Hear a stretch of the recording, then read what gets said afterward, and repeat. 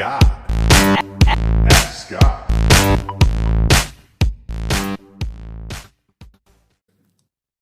Hey Scott, this is Amber.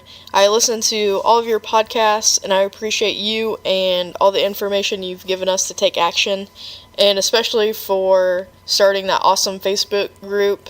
I learned just as much there as I do with your podcast. I just launched my product exactly a week ago today, and I finally made it to page 1 this morning, so I'm pretty excited about that. And I've done promotions, and now I'm just waiting for the reviews to roll in. So my question to you is about your routines and what things you're working on to constantly be improving your Amazon business. I'm a numbers type of person, so I'm especially interested in what kind of reports you run on a daily, weekly, monthly basis, what you look at, what you're using them for, and how it's going to improve your sales and rank for your product. Thanks for your time and looking forward to your answer. Hey, Amber, thanks so much for the question. Yeah, it's a good question too, because, a lot of us wonder, okay, what happens after you get a product kind of up and running? Like, what do you do? Like, what is your daily routine and your morning routine as far as like the business goes? And I got to be honest, once you get through the product research, finding your supplier, the initial launch, all of that stuff, once you get through that stuff, then it's really doing exactly kind of what you said. You're looking at your reports, and you can look at them daily. You can look at those weekly, monthly, whatever you want to do. Everyone is different. Me personally, and again, sometimes I get a little lazy as far as what I drill down into, but for the most part, typically I usually every single day, because I have more than one product now, what I'll do is I'll go into all of the products that sold the day before, because the day of, all you're going to see is a total number of items sold. You're only going to see like a bulk. So if you sold 50 units, it's not going to tell you sold 5 of one and 10 of another. It's not going to break it down like that. At least right now it doesn't. So what you have to do is you have to pull that report the next day, usually in the morning. Mine usually kind of updates around 10 o'clock in the morning. So I'll run that report and I'll see how many units I've sold individually, so I can kind of see and get a gauge as far as like, how things are moving, how things are selling. So that's one thing that I look at daily, okay? Because I want to see my new product, if it's taking, if I'm getting my 10 sales a day or 15, or I want to see if I have any trends going, any of that stuff. So that's what I look at. The next thing that I look at as well is I'll go into my pay-per-click, and I just want to at least see what I spent the day before, so something didn't get out of hand.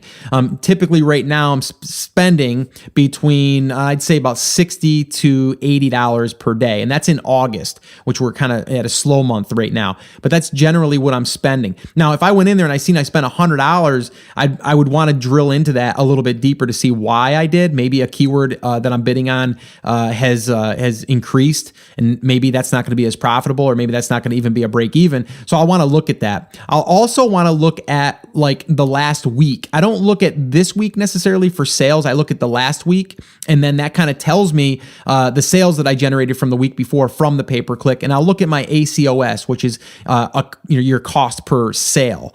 So that's what I look at there, and I'll see if something's like way out of whack. If I see that one campaign's like 100% on the ACOS, I might drill into those keywords and see what keywords are driving that up. And then if I do notice that a keyword is not converting that well, but it's getting clicks, I may then change it to last week, to last month, or maybe even the entire duration that I've been running that campaign. Because sometimes, even though I see it for a week out or a week back, some of those sales might not have even come in yet and really been documented. So I may even give it a little bit longer, but the way I can kind of gauge that is if I look back for maybe 30 days and I can say, oh, I see, it's actually converting pretty well, but maybe last week it just hasn't caught up yet. So if I do it that way. Now, if I have a campaign that's fresh and I'm doing that, I may then just pause that campaign and let it run for a day a week or two to let all of the data catch up, and then go back and reevaluate it. So that's really what I spend a lot of my time on, is really looking through those. And I say a lot of time.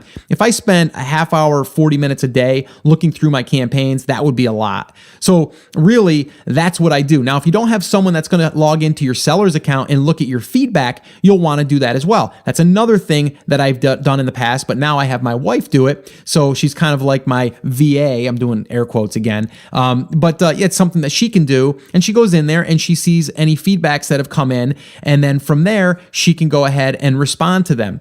The other thing I do is I use SalesBacker. So if I see any emails that come through to me, it'll alert me if I have any negative reviews or feedbacks, and then I can address them immediately. And with using SalesBacker, I'm able to do it right inside of my email. So when I get that email to me, I've got a direct link that will take me right to that particular review or feedback, and I can respond immediately. So I really like that feature. So that's the other thing that is kind of being done on a daily basis. But if you took all of those and kind of combined them together, if you were doing all that by yourself, I mean, literally an hour and a half tops.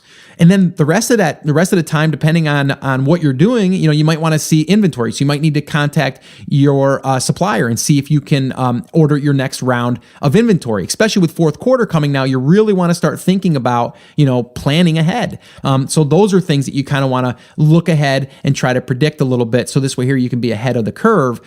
So that's really the other thing that you would want to do. And I do that from time to time, not every single day. And then the other thing is product research. I think every day I spend about a half hour to an hour looking up a product that I've either touched that day that I'm curious about, or maybe another one that I just seen in the store somewhere selling, or maybe my wife had something that she just purchased and I'll drill down into something and I'll find myself spending a half hour drilling down because that one thing might turn into 3 other ideas.